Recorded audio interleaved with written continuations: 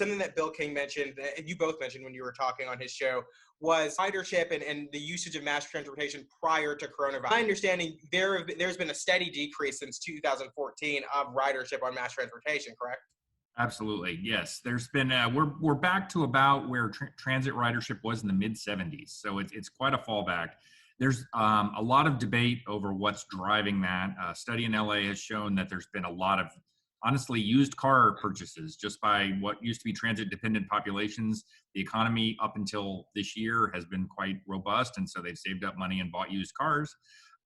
There's also been the rise of the delivery services, Amazon Prime, things you might have normally gone out for in the past, you're getting delivered now. There's the rise of the scooters, the bikes. But I think one of the and obviously Uber and Lyft, the share rides are probably, I mean, everybody assumes that is definitely eating into some of the transit ridership. But something that hasn't been discussed as much that I've been giving some thought to is just the rise of the mobile app version of Google Maps. Obviously, Google Maps has been around a long time, but now by default, I think most people, when they're going to a destination, they pull it out, they plug it in, and it says, look, if you want to drive, it's this fast. If you want to walk, it's this fast. If you want to bike, it's this much. If you want to ride the bus, it's this much.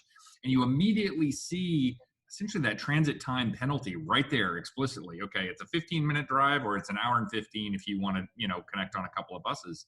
And you're like, wow, do I have an extra hour to do this? And whether that's you have a car or you want to use Uber, you want to use Lyft, or heck, I mean, it might even be driving some of the increase in bicycling, because I think bicycling beats transit in a lot of cases. So I think that just having something in the past before that mobile app where people would have just said, oh, I'm used to riding the bus, I'm hopping on the bus, I'll go where I need to go. Now they see that on their phone and they're like, is that really what I want to do? Do I want to try to get a ride with a friend? Do I want to try any number of other options? So I think all of these factors together have sort of led to an overall decline in transit. Houston has been lucky to hold pretty even, mainly because we redid our network. We reimagined our whole bus network and made it much more efficient. And that's great and has done very well. But we're just in a world of transit now where holding even is a success. A lot of these things are kind of more individualistic in a sense, where you can order your food and kind of have it delivered. You can take an Uber and you're either by yourself or maybe you're in an Uber pool with a limited number of people. Do you see mentality shifting and kind of a more reliance on those going forward? The early data is already showing that driving is making a comeback while we're opening up, but transit is flatlined. People are making that choice to stay isolated. It has tipped anybody who used to kind of weigh up, well, do I want to commute on the bus or the train, or do I want to drive, or are leaning towards the drive. The data out of China is showing the same thing. Actually, they're getting some serious traffic jams there because people are making that decision to switch off the trains because they're worried about exposure. Asian transit agencies have been much better about responding. They have past experience about, okay, we got to do the mask, we got to do the disinfecting, maybe even some spacing. Like they've been through this drill before with SARS and H1N1 and some others.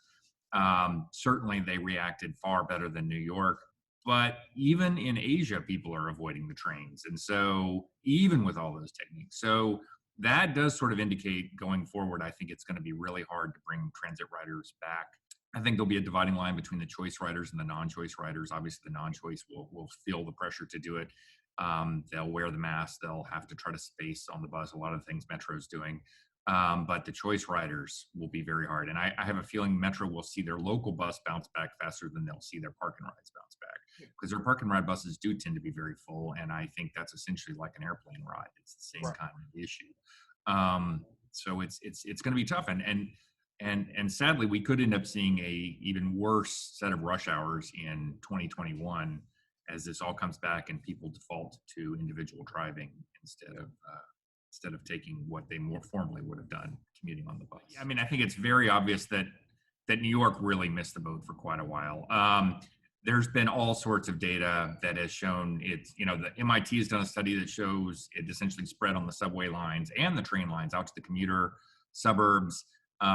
Recently, the New York Times has a story that shows that the virus first came into Seattle and New York about even, but then sort of stayed contained in Seattle. There's two different versions of the virus, and one stayed contained in Seattle, and the New York version went across the whole country and has basically taken over the country because it spread through the transit, and then it spread on people who left New York.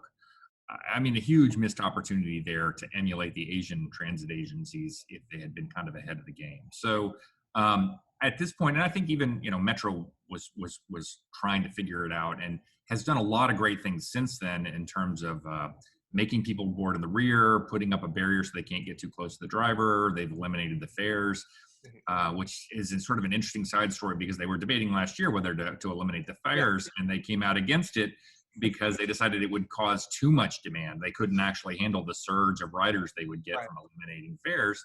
But now they're kind of been forced into this experiment of not collecting fares just to keep people away from the drivers and keep the spacing. And it'll be interesting to see how long they have to keep that up. Now, luckily for Metro, only 7% of their revenue is the fare box. 93% comes from sales taxes and other things. So they can certainly sustain themselves without the fare box for quite some time. And it'll be interesting to see how that experiment plays out. But then they've also been disinfecting the buses more. They've been blocking off seats to give people spacing. All of these things are good measures that I think will be in for the long haul. There's things like these UV lights that the hospitals use that they could, I can see a scenario where the driver does a route, and at the end of the route, they kind of pause the bus for 5 minutes and run this UV light up and down the interior. Maybe these sprayers like the airlines are using. There's different things that they could do to sort of disinfect the bus and then start the route up again. But the kind of experiment, if you will, to stop collecting fares for Metro, I remember when that debate came up, and you were very involved. The argument is, it's less than 7% of their revenue is the fare box. So, we're spending a ton of money just to collect that money and process that money and enforce those fares. It slows down every bus ride, right? Because you're dealing with that. And we have a congestion problem. So the idea was, if we could give up this 7%, attract more riders, so that reduces congestion, speed up the trips because you're not having to worry about processing the payments, that would be a net win for the city if we could substantially increase the ridership by not charging the fares. And a little bit of that is honestly, it's not like these fares are substantial. We're talking about a $1.50. It's a very affordable ride already, but the human mind is pretty crazy with free. I don't know if you've ever seen the days when Chick-fil-A says, we'll give you a free sandwich, but the lines are like an hour long down the block. And I'm like, why am I going to spend an hour to save $3 on a chicken sandwich, But people, if they heard that these transit fares are free, I think we would attract certainly more of the choice riders. Now, that was all pre-pandemic. I honestly don't know now. It'll be interesting to see as it comes back, as the business comes back, if they keep the fares free for the long haul or if they eventually. They recently released, one of the autonomous companies is named Zeus, and they put out a demo video that pretty much blew my mind about one of their cars running around San Francisco for an hour. And this thing drove around San Francisco, honestly, better than I could. It was sitting there like oncoming traffic, bus, have to get around in between the oncoming traffic and the bus. And I was like, I'd be scared to do that. And it did it with, inches to spare on both sides because it knew precisely where all the distances were. And so it was able to do all these things. It handled hundreds of very weird situations that very well. So that sort of jumped out to me that these things are coming. And when they do, it's going to take 75% of the cost out of an Uber or Lyft ride.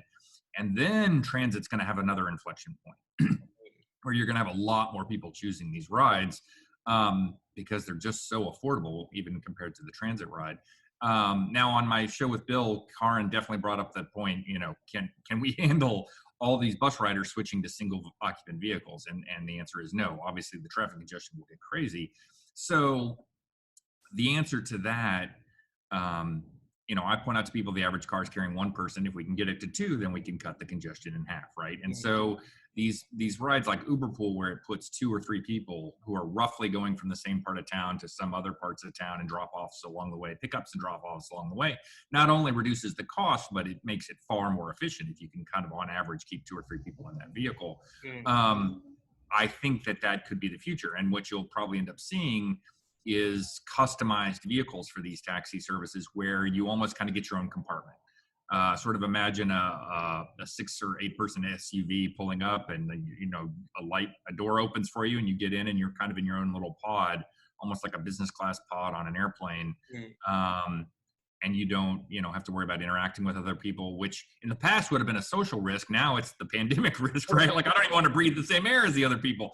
So if you make these sort of air sealed compartments, that that could be very popular and very efficient, getting several people in a smaller vehicle, all sharing that ride. So um, we shall see. I do think there's a ton of potential for that over the next 10 years. I think it can make a dramatic impact on transit. Um, the ultimate, if the extreme possibility, which I think would probably cause some panic in Metro and other transit agencies, is that transit may eventually become like the housing and sort of food stamp programs, where you get a voucher instead of it provided by a government service. So they sort of say, eventually the government may just say, look, it's more efficient. Let's just let these autonomous taxis and maybe buses, whatnot, shuttles do these things. And if there's a population that needs some subsidy, we'll just do that directly, rather than running our own buses. It could go to a pure private market. Another one of area of innovation that you've spoken a lot about prior to COVID, and I think I heard you mention on the show as well, are max lanes. So could you kind of break that down for everybody and then talk about where you see that going, and maybe that's something that they begin to prioritize or at least start to look into a little more seriously? So max lane stands for managed express lanes. They're sort of version 2.0 of HOV lanes, high occupancy vehicle lanes. The idea is that they would be specifically set up to move the most possible people at the highest possible speed. So whether that's using congestion pricing or requiring the vehicles to be autonomous in those lanes, which obviously means you can put a whole lot more vehicles in the lanes if they're autonomous only. Occupancy requirements are still an option. There's all sorts of ways. So the policy is flexible, but the goal is the same. We just want to move as many people as possible through these lanes. And stitching that network together over the whole metro area. So I've also been pushing for this with Metro is I call it a potential moonshot program for them. The idea of a moonshot would be that you could go to any park and ride center or any transit center, and there would be an express bus that could get you to any of the major job centers or the airports within half an hour. So I can go to the Clear Lake Park and Ride. It's like, here's the one to Uptown, here's the one to the medical center, here's the one to downtown, here's the one to Intercontinental Airport.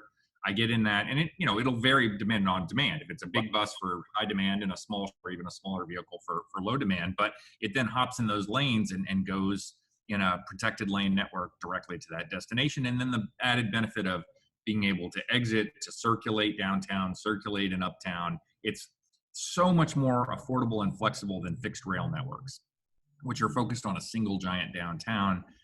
Which is just not the reality in cities like Houston and most, honestly, post-World War II cities. The jobs are spread out among multiple job centers. We have less than 7% of our jobs in the downtown area. So building a bunch of fixed rail focused on downtown just doesn't solve our problems. But if we can have a network that serves Galleria and downtown and the Energy Corridor and Memorial City, West Side, and all these different places, then that is a fantastic investment that could pay off benefits for Houston and other cities for a very long time. And the technology is there to do this kind of stuff now, to really not just construct these lanes, but manage them policy-wise on who gets in. And this is another benefit is the max lanes is they're sort of future-proof. No matter what the technology does, these lanes can adapt. Yeah. They're just a protected set of concrete. Whatever the vehicles, whenever they are available, if they become available, you can say, okay, we're going to make these lanes autonomous only. Then they go up to much higher speeds. This is where I get people who are kind of like, I blow their mind is when I say, what if you could get in the Woodlands and they can go 100 miles an hour downtown, right? Because it's all autonomous, protected concrete barrier lanes. They can talk to each other. They can ride in a pack right close to each other, and they can go very, very fast. Is there a growing appetite for that, or have you found interest in? I know HGAC, the Houston Galveston Area Council, is on board with it. TxDOT has at least locally adopted the branding, which is fantastic. They are calling on their maps and their plans max lanes. They officially refer to them as that. I would say the piece that is missing now, two pieces are missing. One is just this sort of, TxDOT unfortunately is still thinking in terms of corridors, like this is one project and we'll put some max lanes in it. I would love to see them think bigger about the whole regional network. Like, what's our long-term 30-year vision for how all these lanes are going to connect together and stitch up all the different job sites, job centers?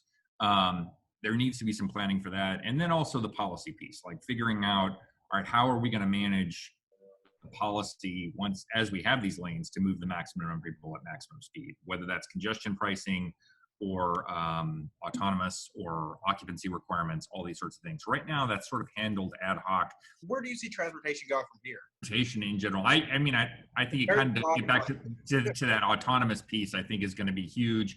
I think and this is sort of tangential to transportation, but it is a factor.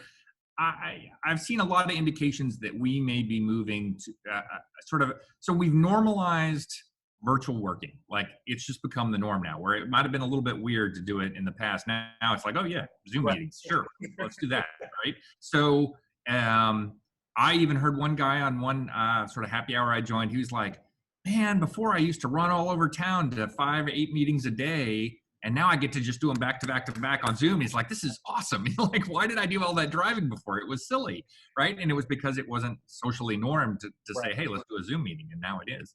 So I think we're going to see a lot of movement to the exurbs is where I think that's headed.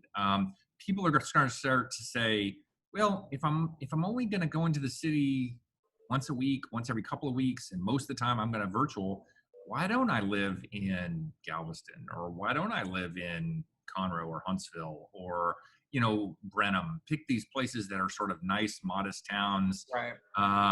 Very affordable housing, good school districts, good neighborhoods, things like that, and say, hey, and then when I need, so they'll be willing to go further out of the city, knowing that when they're going to make that drive less often. And you're already seeing it in New York. People are moving to the not just out to the suburbs, but like to the sort of the extreme suburbs of New York, way up into sort of central Connecticut, some upstate, way out on Long Island, places that would not be reasonable for the daily commute. But if you're not going to do it daily, it's something. So I think we may see that dramatically and increase, and I think that could lead to a lot of interesting cities suddenly becoming boom towns. Just off the top of my head, places like Palm Springs or Galveston potentially, right? Or Ann Arbor or Madison, Wisconsin, places that are a little bit too far from major cities right now, but have a nice quality of life, maybe a university, those sorts of things. And College Station might start to become a bit of a boom town, right? Because you could say, hey, I'll go into Houston when I need to. Right. So it'll be interesting to see how that plays out. It also will be, I just don't know what's going to happen to Houston's rush hours. I tend to think, and other cities, I tend to think it's probably going to come back. We're going to do a lot of virtual working, but at some point people are going to reopen their offices and kind of want people there at least some days of the week. And we're going to start getting back to some of these rush hours. Although you mentioned the transit, I did see a quote from the head of New Jersey Transit saying that they honestly, as they reopen New York City, they may not be able to handle rush hours. He was sort of explicitly saying, we're going to need to stagger people's hour. We're going to need to space people out on these trains. We're going to need to stagger their hours. And honestly, we will no longer be able to handle the typical rush hour on the New Jersey Transit trains, like where they're packed, right? For 2 hours every morning and every evening. It's just not going to be an option. Those trains are going to be cut to potentially 1/3, 1/2 their capacity. And then they're going to have to say, well, look, all right, if you don't need to be on this rush hour, don't, or you're going to have to stagger your hours. Can a city like New York operate that way? I just don't know how that's going to play out. Are there any final thoughts, things that I forgot to cover that you want to add in, or anything else that we left? Question. Thanks for having me, Charles. No, this has been a lot of fun. I've really enjoyed this conversation, and I appreciate you letting me run on some of these topics probably longer than I should have. But it's my brain starts working and connecting all these dots, and this has been a lot of fun. No, I think we've covered most of the main issues.